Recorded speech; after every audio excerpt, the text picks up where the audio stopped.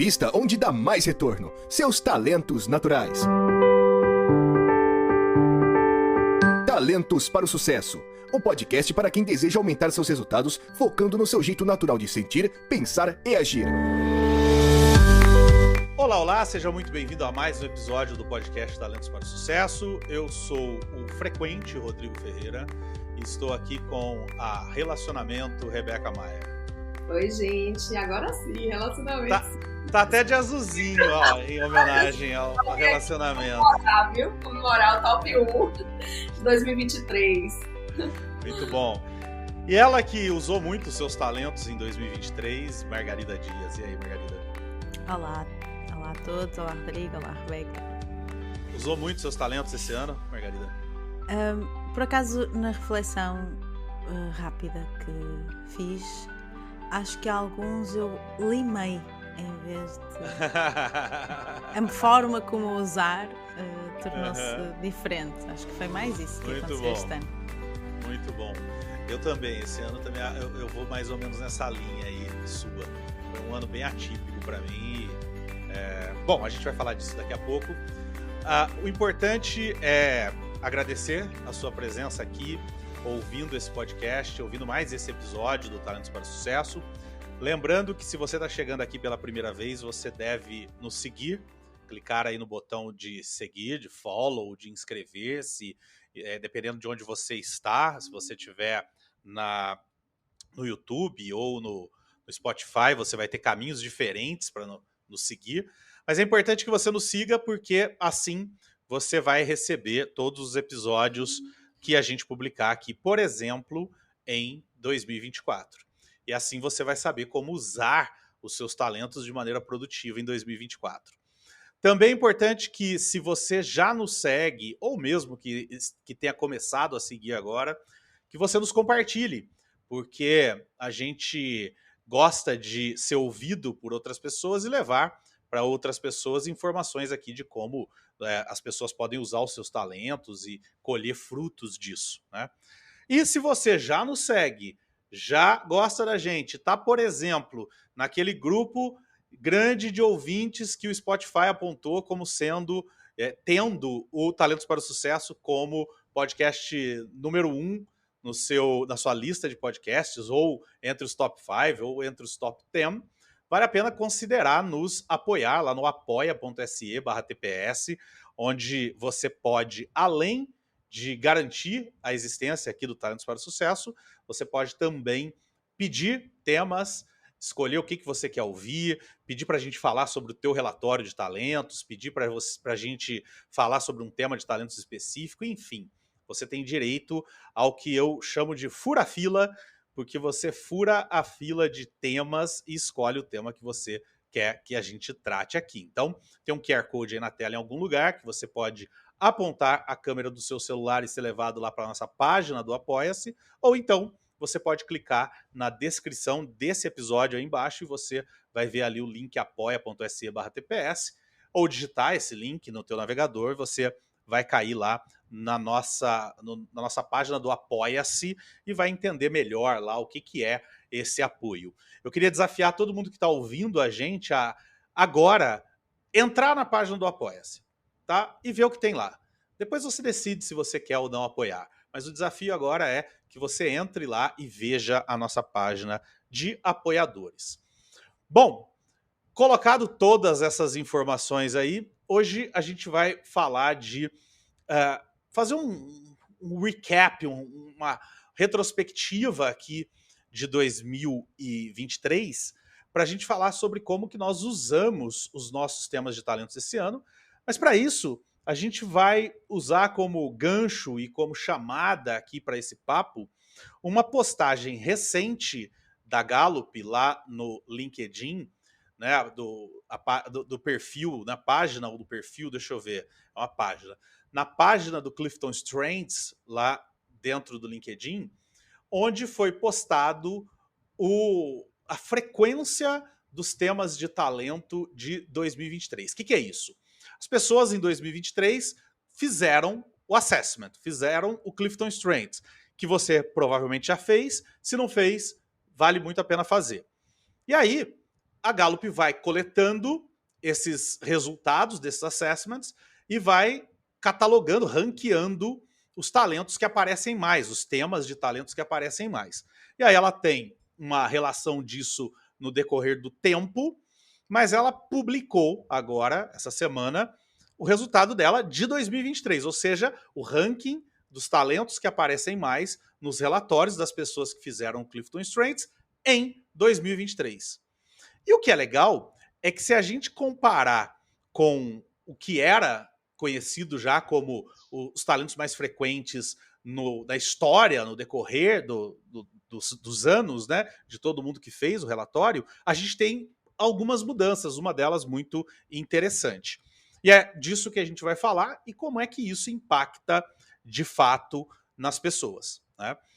Para a gente começar a entender isso, a entender esse impacto, eu queria entender de vocês, meninas, como é que vocês enxergam o ato de entender a frequência dos temas, seja para um coach, saber que temas que aparecem mais, tal, seja para um líder, saber quais os temas que aparecem mais do time dele e de repente fazer essa mesma pesquisa que a Gallup está fazendo dentro do time dele, mas também ter a consciência do que é mais frequente no mundo, nas pessoas de modo geral. Como é que isso impacta os vários possíveis personagens aí do mundo corporativo e também fora do mundo corporativo? Como é que vocês enxergam isso?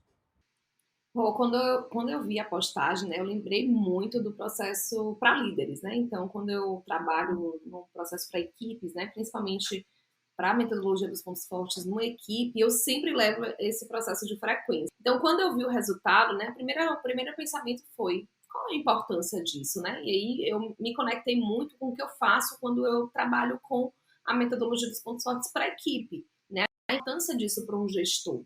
Inclusive para entender a própria equipe, né? É muito importante, né? Tanto para o gestor quanto também para a própria equipe, né? Saber qual é o talento mais frequente, qual é o talento, inclusive, que não tem ali.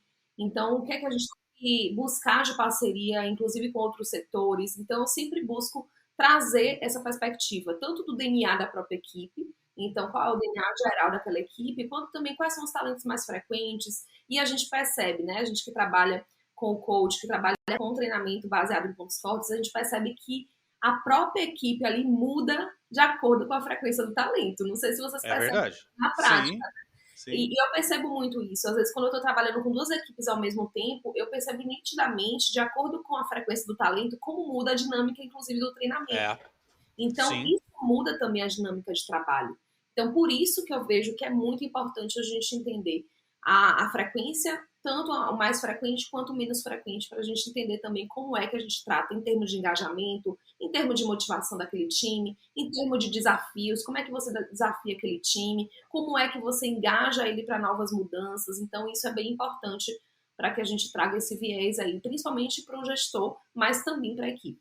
Eu assino por baixo aqui tudo o que a Rebeca disse. É isso, e também enquanto coach, ao olhar para uma grade, perceber que tipo de treinamento é que aquela equipa vai beneficiar mais, preferir até um mais dinâmico, dar mais tempo para pensar ou não. Neste caso, destes top 5, há aqui uma dominância de execução, se calhar mais exercícios, né? É engraçado, ou seja, é muito útil nesse sentido.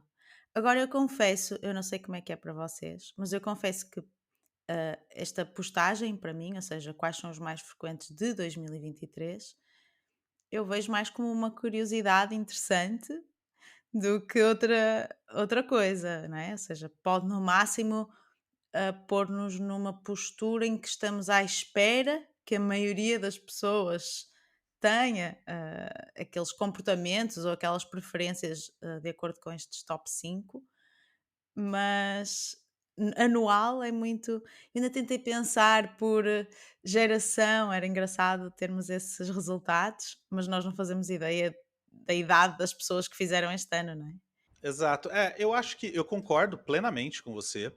Na própria postagem da Gallup, tem muitas pessoas levantando hipóteses. Será que é isso? Será que é aquilo? Tal.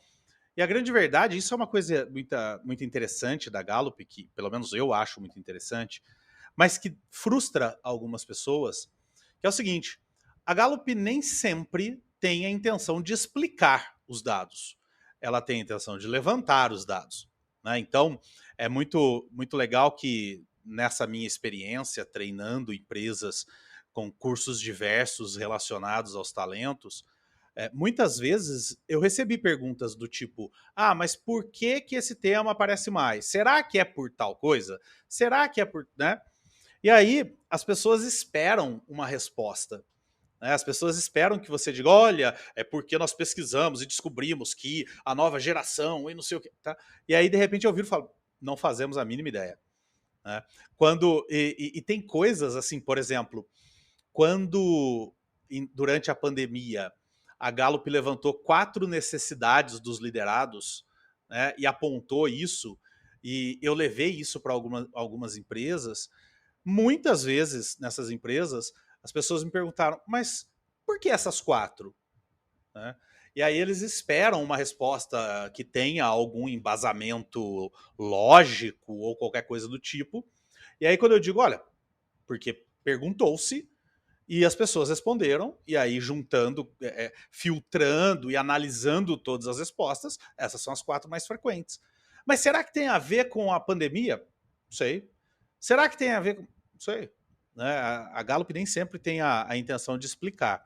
Então, concordo plenamente com você. Eu acho que, por exemplo, eu tendo a acreditar que a relação é inversa, ou seja, eu tendo a acreditar mais que o assessment atraia mais pessoas de um determinado tipo do que existe um motivo, sei lá, holístico, um motivo no mundo que leve a ter mais pessoas com determinados talentos. Eu acho que não, mas também é só um achômetro, né? É só o que eu acho, porque como é que eu vou saber? Né? E Não dá ainda para há saber. outra questão, não é? Há uma tendência, e acho que até já foi a ti, Rodrigo, que eu vi a falar sobre isto, principalmente quando é dentro de uma empresa, não foi a própria pessoa a decidir fazer o assessment, pode haver uma tendência a responder aquilo que achamos que é o certo e não a minha própria tendência, não é? Exato. Então, quer dizer, se você está dentro de uma empresa, ó, isso que você colocou é muito importante, porque se eu vou tomar decisões, aqui não falando dessa, especificamente da pesquisa da Gallup, né? Mas se eu, como disse a Beca, se eu vou usar uma busca por uma frequência de temas para entender como lidar com uma equipe, eu preciso saber se essa equipe foi honesta na hora de responder o assessment. Aí, quem está ouvindo pode pensar, mas por que alguém não seria honesto? Pô, eu já encontrei muitas pessoas na minha experiência que disseram: ó, eu vou ter que fazer de novo, porque eu achei que estava sendo avaliado ou avaliada, e aí eu respondi o que eu achei que o meu gerente queria que eu dissesse. Então, é importante para o gerente que ele saiba como pedir para que as pessoas façam o assessment, porque senão a resposta pode estar completamente enviesada, né? Eu gosto até nessa linha que vocês trouxeram de sempre trazer essa orientação, tanto para o gestor, quem vai liberar o assessment, né? Ou às vezes é o RH que vai liberar, então tem uma orientação, sabe? Inclusive eu fiz uma orientação, né? Até para um exemplo, porque realmente para vir o mais natural, né? Inclusive eu falo justamente isso, responda com a primeira resposta que vem na sua cabeça. Então algumas orientações para que realmente seja um momento de autoconhecimento mesmo, porque senão a ferramenta acaba Sim, sendo validada, né? Então, essa forma de convite também influencia. Se é um convite que está mais ligado ao controle e gera medo, ou se é um convite para que a gente descubra junto, inclusive, de como potencializar aquele resultado juntos. Então, faz muita diferença a forma de convidar. Eu concordo. acho que para qualquer treinamento, né, para qualquer processo de desenvolvimento, a forma de convite, ela influencia muito na forma também como as pessoas vão chegar. Concordo. Eu, inclusive, há uns tempos para cá comecei a adotar fazer um kick-off de um Ah, projeto, legal, sim. nem que seja 30 minutos online para, mesmo que o resto seja tudo presencial, normalmente há um kick-off para poder explicar a metodologia, o que é suposto, além das instruções estarem lá com esse pedido. reforçado. Mas é engraçado porque às vezes eu também noto essa dificuldade do líder. Ainda hoje, alguém que curiosamente tem 4 dos top 5 mais frequentes deste ano, hum, quando estávamos a fazer um processo individual de liderança e agora vamos passar para a equipa. E foi o próprio líder quem me pediu como é que eu comunico isto, como é que eu explico agora. Eu não os vou tirar assim para um assessment. E aí é que eu entrei a dizer: fazemos um kick-off e fica tudo alinhado, toda a gente junta. E aí tem uma coisa também que me ocorreu enquanto vocês falavam, que é a forma como se pede é importante e o momento em que você está fazendo isso também. Por quê? Por exemplo, imagina que teve um momento ali de avaliação de desempenho ou de medição de resultados e todo mundo foi mal, ou a maioria foi mal. Aí o RH chega e fala assim: olha, gente, então agora nós vamos fazer um assessment. Cara, é muito provável que as pessoas pensem, estão medindo quem vai ficar, quem não vai, né? Ou você teve um corte de pessoas de um determinado departamento, lá, sei lá, a área comercial cortou 20% dos trabalhadores, dos postos de trabalho. Aí, no dia seguinte, o RH fala para um outro departamento, sei lá, o marketing, olha, pessoal, a gente vai precisar que vocês façam um assessment. Então, também pode correr o risco de que eles pensem, vai ter o corte aqui também, estão fazendo alguma coisa para decidir quem fica e quem vai, né? E tem um cuidado aí nesses casos, que é nem sempre dizer para as pessoas que o assessment não vai avaliá-los vai fazer com que eles acreditem que o assessment não vai avaliá-los, né? Então, talvez nesses casos vale a pena você mostrar o teu, olha aqui como é o meu resultado, né? Olha como é o meu relatório, porque daí as pessoas veem o que tem ali e entendem que não tem ali quem vai ficar, quem vai sair, porque tem muita gente que acha que vai fazer o assessment, no final vai aparecer um carimbo, assim, demitido, contratado, né?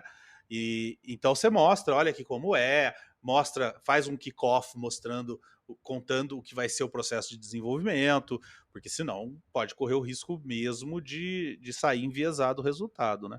Tem uma coisa que ainda no que você falou, Margarida, que eu acho legal, é que eu concordo que é mais uma curiosidade do que qualquer outra coisa, mas eu tendo a achar que o que aparece em primeiro e o que aparece em último tem algum significado.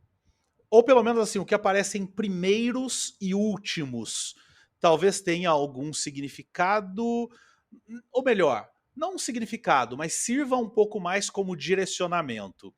Principalmente também quando isso reforça o que a gente já está acostumado. Por exemplo, vou explicar aqui. Nesses relatórios de 2023, a realização ficou em terceiro e o que menos apareceu entre os primeiros foi comando. E a gente sabe que no decorrer da história, realização tem sido normalmente o primeiro, que mais aparece, e comando, junto com autoafirmação, tem sido os dois temas que menos aparecem, que estão sempre lá em último, né?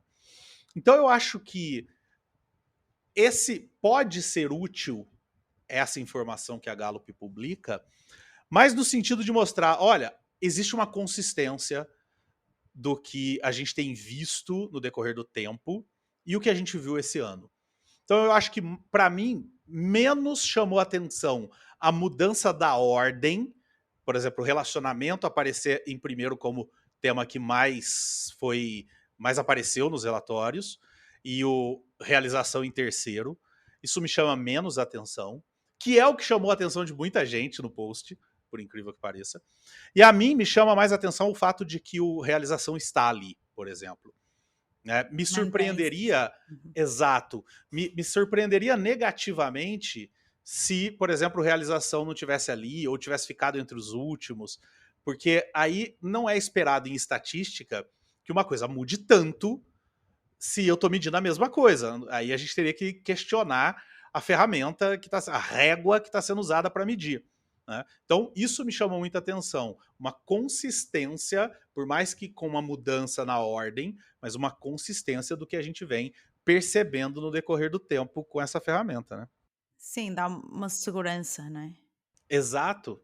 Outra coisa que você falando aí me trouxe também, a gente tem visto o assessment sendo utilizado muito em organizações, né? Então, dentro de empresas, dentro de equipes, e você vê o relacionamento, né, sendo trazido como primeiro, me chama a atenção diante do que a gente tem discutido, inclusive, de cultura de confiança dentro das empresas, né? Que é necessário e a própria Gallup traz, né? Se você tem um processo de engajamento, se você tem um melhor amigo no trabalho, se você tem uma equipe ali que você se relaciona. Então, a gente vê também esse aspecto que não pode ser desconsiderado, que é a parte relacional dentro de uma equipe, né? Por mais que não esteja ali no primeiro, mas é importante também, né, trazer esse processo, né, para o ambiente de trabalho, inclusive. E não me surpreende ter um learner, né, um estudioso ali entre os 5 Sim, primeiros. sim. É isso que eu falei. Eu acho que isso atrai mais um tipo de pessoas e aí Isso. sobe um Óbvio. talento que tem a ver com aquilo, né? E só outra curiosidade, que faz todo sentido que seja assim, é que todos os 5 são pares prováveis, Ah, segundo a Gallup. interessante. Interessante, não tinha me atentado para isso. Explica para quem não conhece o que são pares prováveis, pares improváveis. Ou seja, segundo os dados que a Gallup tem acerca de quem já fez este assessment, eles conseguem perceber quem tem um determinado tema nos top 5, qual a probabilidade de ter qualquer um dos outros temas. E daí nasceu os pares mais prováveis e os pares improváveis, né? Alguns até com zero probabilidade de estarem no mesmo, juntos nos top 5. E eu reparei quando vi aqui o tema que logo relacionamento é muito provável que tenha responsabilidade é muito provável que tenha realização, é o mais provável, Uhum, a própria legal. realização é muito provável que tenha um estudioso e depois também temos a restauração que tem muito alta probabilidade de ter responsabilidade. Ou seja, os 5 estão Interessantíssimo isso. conectados. É, eu não tinha me atentado. E olha que legal, eu tenho relacionamento, eu tenho entre os meus dominantes, né? Eu tenho relacionamento, eu tenho responsabilidade, eu tenho realização, eu tenho learner, estudioso, e eu tenho restauração. E desses 5, o único que não está entre os 10 primeiros meus é o responsabilidade, que é o 12, onde eu corto os meus talentos dominantes. Então, os 5 estão dentro do meu relatório. Não estou dizendo aqui que eu sou. Olha como eu sou legal, eu tenho 5, não. Mas como mostra esse lance dos pares prováveis. Né? Eu não tenho só um deles e os outros não aparecem. Eles estão realmente muito juntos ali no meu relatório. Né? Sim, por acaso eu sou o oposto. Eu tenho Você não tem nenhum. só relacionamento em segundo, e depois nenhum dos outros 4 está sequer nos top 10. O que também prova a tese, né? Quer dizer, não Exatamente. tem um, não tem quase nenhum, né? Então, enfim. E você, Beca, tem esses aí entre os primeiros teus aí? Entre os top 10 eu tenho 3 deles, né? Que é o relacionamento, o responsabilidade e o realização. Só para uma curiosidade, antes da gente entrar em como é que nós usamos os nossos talentos, existe um site que eu quero recomendar aqui, dentro dessa linha de curiosidades, apenas curiosidades. Existe um site onde você encontra o teu gêmeo de talentos. Tá? Eu vou deixar aqui embaixo nos comentários desse episódio. É um site que chama Releasing Strengths, e lá dentro tem uma ferramenta que chama Strengths Twins. Você entra lá, você se cadastra, é de graça, mas você se cadastra lá e coloca os teus top 5. E aí ele procura se existe alguém no mundo que já tenha se cadastrado, obviamente, no site, e que tenha os mesmos 5 que você na mesma ordem, ou 2, ou 3, ou 4, tá? E aí ele te manda depois um relatório, olha, encontramos aqui uma pessoa que tenha os mesmos talentos, seja teu gêmeo de talento. E aí é interessante que, de novo, para que serve isso? Para nada, né? Mas é uma curiosidade legal, tanto não serve para nada que, por exemplo, eu me cadastrei lá e ele disse que eu não tenho nenhum gêmeo de talento no mundo. Por mais que eu não conheça uma pessoa que tenha os mesmos 5 que eu na mesma ordem, e é isso que ele busca. O Yuri da Inner, por exemplo, tem, dos meus 5, ele tem 4 entre os 5 primeiros dele. Só que não na mesma ordem. Qual a vantagem ou desvantagem de estar na mesma ordem? Nenhuma. A gente se parece pra caramba, eu e Yuri, no sentido de que a gente tem esses talentos e pensa mais ou menos do mesmo jeito. Agora, o fato apenas de não estar na mesma ordem os 5 primeiros cai naquela estatística que a Gallup tem de que existe uma chance em 33 milhões de que você encontre alguém que tem os 5 primeiros talentos iguais aos seus. Né?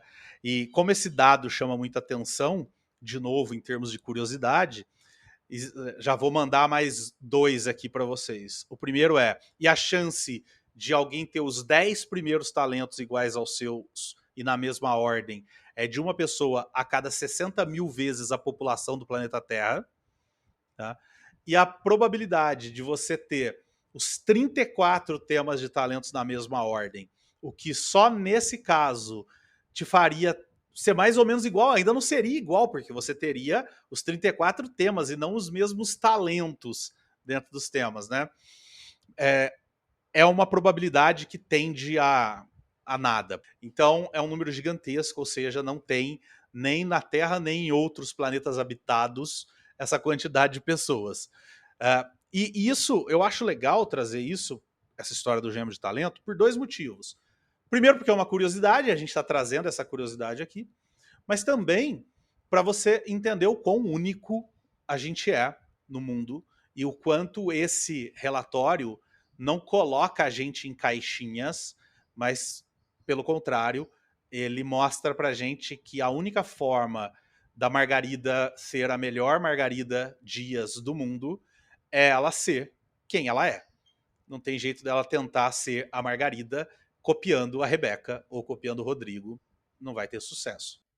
Só me lembrei de um pormenor, que é nestes top 5 mais frequentes deste ano, não vemos nenhum tema de talento do domínio de influência.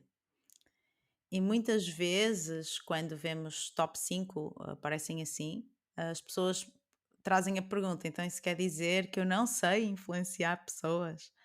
E para mim, pelo menos 2 destes 5 são dos que mais influência têm dos 34 até, que é a responsabilidade e o relacionamento.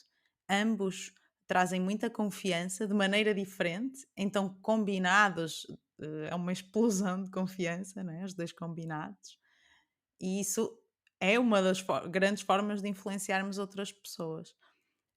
Eu costumo trazer no sentido de a diferença é que muitas vezes esses comportamentos não existem para ou com a motivação de ter essa influência noutros, ou seja, é mais uma consequência do que uma intenção, e que não é também a forma de influenciar os outros que é necessariamente isso que vai levar aquelas pessoas ao sucesso, não é? Exatamente, exatamente.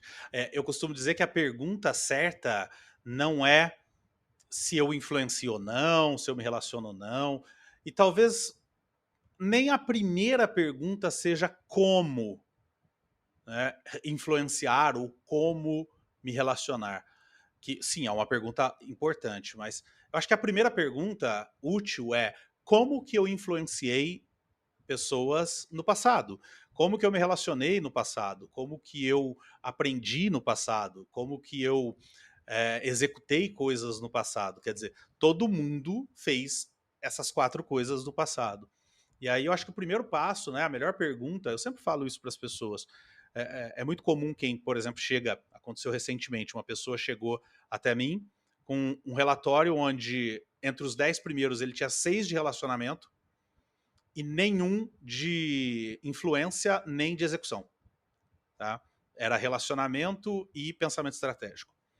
E aí a pergunta imediata foi, e como é que eu faço para executar? Eu preciso executar, como é que eu faço? Aí quando acontece isso, eu sempre digo, não, essa não é a primeira pergunta. A primeira pergunta é como eu executei. Você está aqui, esse cara deve ter uns 40 anos, você está aqui há 40 anos nesse planeta fazendo coisas. Como é que você fez? Né? E aí entender isso vai te ajudar a entender como que você, mesmo não tendo talentos de um determinado domínio, fez aquilo que o domínio demanda. Aí é só pensar como fazer de novo, né? Como repetir isso. Então, muito importante isso que você colocou. Quando a gente olha para esses temas, uma das coisas que Beck e eu estávamos conversando aqui nos bastidores lá na postagem da página do Clifton Strengths, a Gallup diz o seguinte, né? Ela conta que as pessoas, durante o ano de 2023, as pessoas descobriram os seus talentos, né? E hoje a gente tem mais ou menos 31 milhões de pessoas que já fizeram o Clifton Strengths e já descobriram quais são os seus talentos, né? E aí ela conta que o talento que apareceu mais vezes foi o relacionamento, o que apareceu menos foi o comando. Só que aí a Gallup faz uma pergunta, né, que é como você tem usado ou usou, né, os seus talentos no ano de 2023. E essa pergunta ela tem vários motivos para ser feita, mas tem um motivo que eu quero trazer aqui, que é o seguinte: a gente tende, pelo menos a maior parte das pessoas, né, principalmente no mundo corporativo, a gente tende a ser muito bom em definir metas, mas não tão bom assim em medir o resultado, em aprender com a medição do resultado. Então, veja, é mais comum você encontrar nas empresas uma reunião no começo do ano para definir metas do que uma reunião no final do ano para medir resultado e aprender com o que aconteceu, né?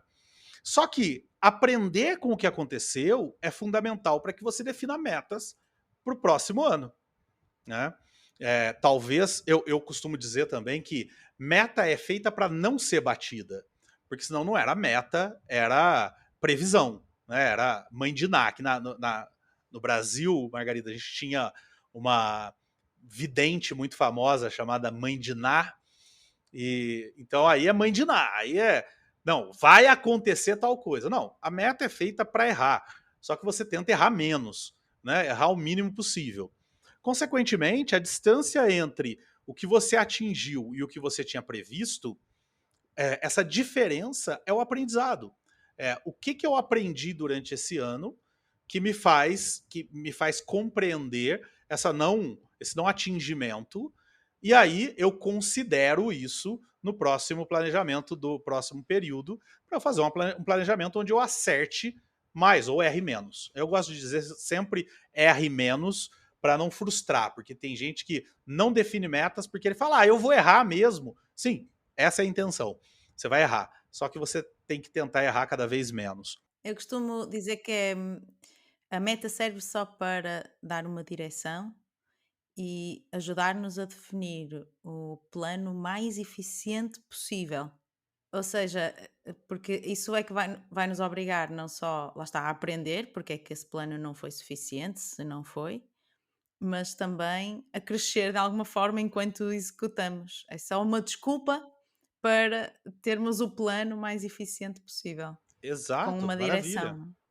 E a meta correta, né? Eu costumo dizer sempre, assim, quando eu vou fazer e conduzir planejamento estratégico, duas coisas, assim, que eu trouxe, que eu acho que é bem importante, né? E que a gente está discutindo aqui, que uma é a gente começar pela celebração. Né? Em alguns episódios a gente já falou sobre isso, né? Então a gente começa celebrando. Então, pensaria até nessa pergunta, assim, quais foram os talentos que te trouxeram algum sucesso esse ano, trouxeram algum resultado, alguma vitória, uma pequena vitória, e às vezes a gente não celebra, às vezes a gente conquista, que é o que o Rodrigo trouxe, né? Às vezes a gente não mede, não sabe que a gente alcançou, e a gente estabelece alguns alvos, às vezes a gente supera aquele alvo e a gente não para simplesmente celebrar aquele resultado e celebrar o que a gente conquistou. Então, eu vejo sempre, quando eu começo qualquer planejamento estratégico, eu digo, vamos celebrar primeiro? Então, acho que é o primeiro movimento. E, pasme, a maioria das equipes, ou empresas, ou empreendedores, ou pessoas que eu conduzo o planejamento estratégico não pararam a celebrar durante o ano. Ótimo. Isso é um ponto, né, bem importante para a gente refletir e fazer diferente a partir de agora, né? Então, o quanto a gente pode não só esperar o final do ano, mas enquanto a gente está fazendo o nosso ano, a gente curtir a jornada e a gente celebrar as pequenas vitórias, a gente celebrar ali pequenos caminhos. Por isso que eu gosto muito de, além da meta, ter os marcos, né? Ter o processo ali menor. Então, qual a escadinha que a gente já pode comemorar cada mês, que a gente pode comemorar. E eu vejo, assim, que a meta, ela precisa ter esse equilíbrio, ser alcançável para não frustrar, porque senão a gente vai para a frustração e a gente larga, né? Se a gente não... Exato. A gente pode ver, se a gente bota uma meta que a gente não alcança, no meio do caminho a gente diz, é melhor não fazer, para eu não ter que fazer tudo, para a pessoa se eu dizer que eu não alcancei. Então, a tendência humana é largar, se a gente coloca uma meta muito alta. Mas a gente não ter meta, a gente acaba também podendo cair no processo de não avanço. Ou então de ir a direção e a gente não ir para o, né, que a Margarida falou muito bem, assim, de trazer uma direção. Então, se a gente também não estabelece, eu gosto muito do estabelecer meta, porque a gente para um tempo para pensar onde a gente quer chegar, qual o destino. O plano ele pode mudar, mas o destino a gente estabeleceu bem ali, a gente se preocupou bem com o destino que a gente queria alcançar.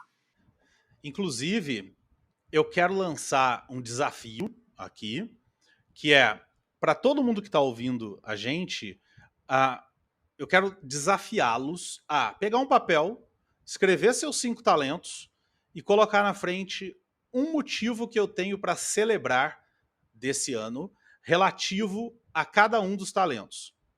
E se você é nosso apoiador, olha só que legal, eu vou compartilhar lá no Apoia-se uma ferramenta onde você vai colocar os seus talentos e vai colocar ali, você vai ver que tem os talentos, tem a descrição de cada talento e um espaço para você colocar uma pequena vitória ou uma grande vitória desse ano relativa a cada um desses talentos.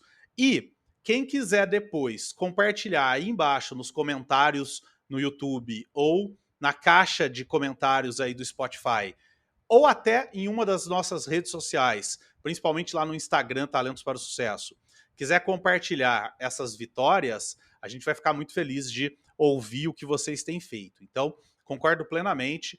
Eu peco muito nisso, por isso eu criei essa ferramenta, que é eu peco muito em celebrar as vitórias. Então, não podemos cair nesse erro, né? Vamos fazer uma brincadeira rápida, nós três aqui, cada um dizer uma pequena vitória que um dos teus talentos te proporcionou nesse ano de 2023. Eu vou começar, tá?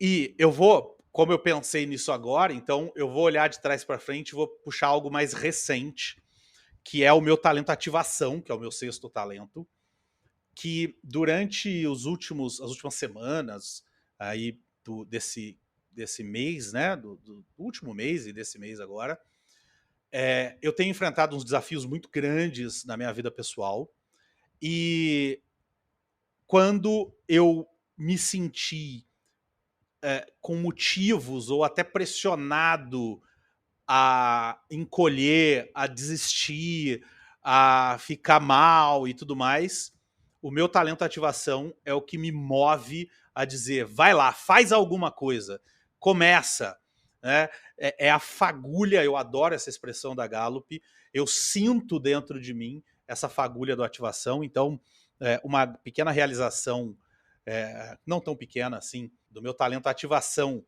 nesse ano de 2023 foi me manter, como diria a Dory, continuando a nadar. Continue a nadar, né? Então, quem me manteve continuando a nadar aí foi meu talento ativação, que é meu 6º talento. Uau, tô pensando aqui, esse ano foi ano de muita conquista para mim, assim, tenho muito a agradecer. E uma das maiores conquistas foi o meu processo de maternidade, né? Então, e unir esse processo ao meu processo também de trabalho, que é muito importante para mim, sabe? Eu não me vejo sem contribuir com o mundo, né? E contribuir com a minha família também. Então, unir esses dois, né, da maternidade, mas também aliar ao meu processo também de trabalho, foi um desafio esse ano. E assim, eu celebro nesse final de ano ter conseguido, né? Minha filhinha está completando quase 10 meses, né? E ter conseguido isso de forma plena, assim, ter curtido o momento com ela, ter aproveitado e realmente, assim, ter acompanhado o desenvolvimento dela, mas ao mesmo tempo não ter deixado de fazer o que eu gosto também de contribuir em termos de trabalho. Então, consegui conciliar muito bem em termos de tempo, né?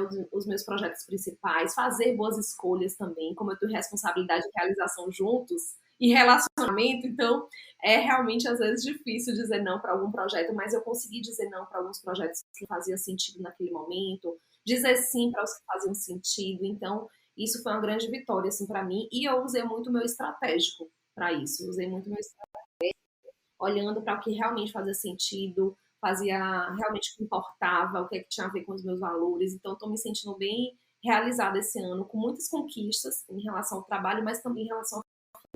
Olha, o que mais me ocorreu assim de impactante foi que eu reparei que fui dando sempre mais atenção aos meus top 4 e o quinto ficava assim meio ali de lado, que é excelência.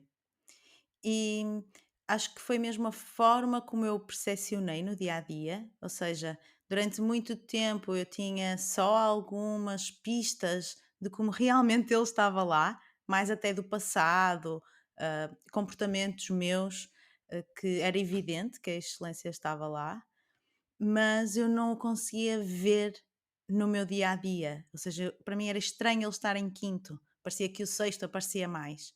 Até que ficou muito claro para mim que era um diálogo mental constante da minha excelência, principalmente, sei lá, depois de dar uma sessão a uma equipa inteira.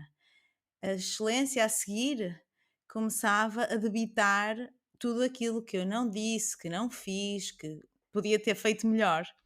Então, como eu comecei a identificá-la, eu usei um truque. Eu gosto de imaginar os top 5 como as figurinhas das emoções do filme Ah, Inside Out, Inside Out, de- ou Divertidamente no divertidamente, Brasil. exatamente, Aham. divertidamente. Ou seja, eu comecei a ter um relacionamento com a minha excelência.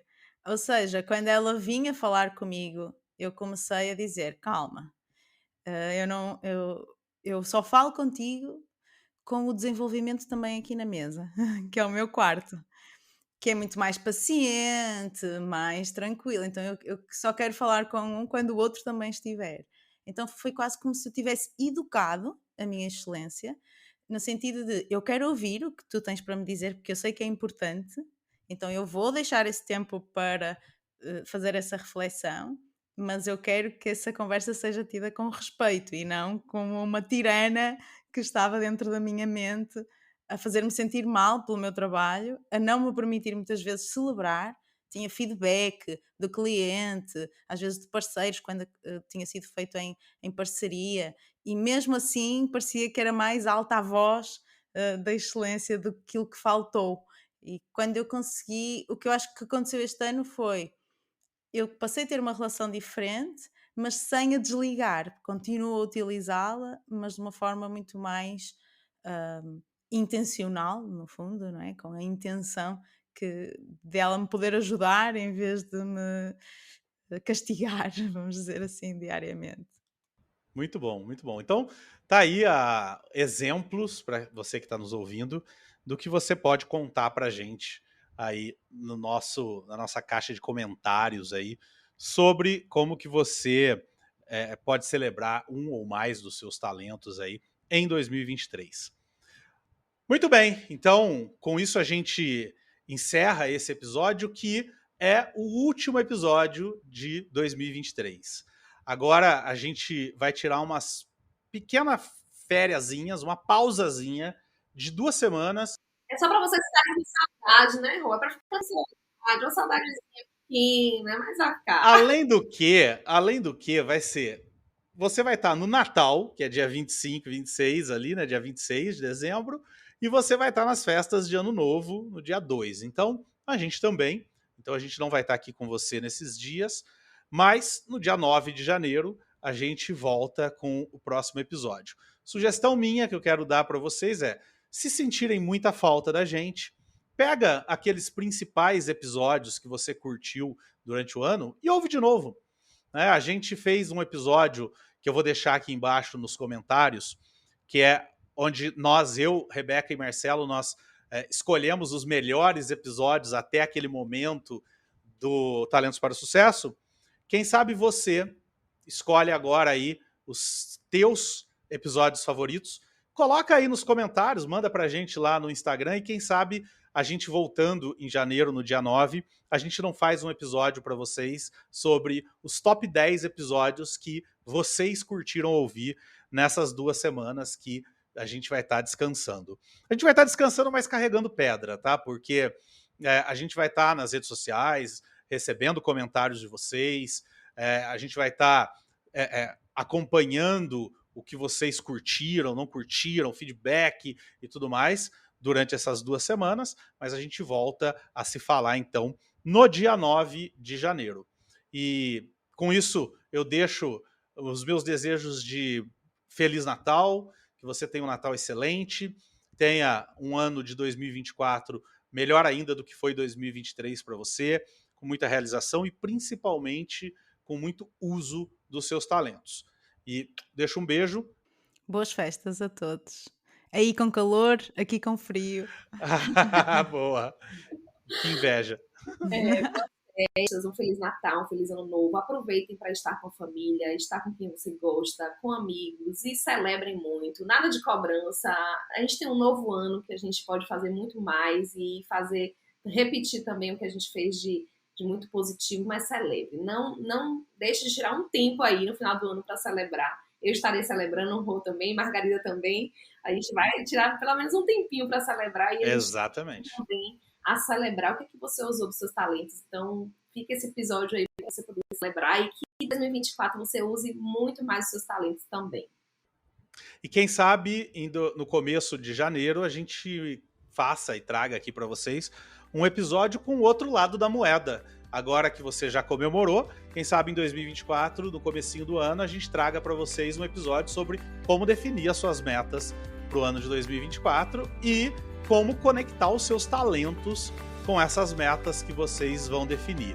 Né? Então, um beijo para vocês. Enquanto isso, o editor sobe o Jingle Bell aí. E beijo. Tchau, tchau.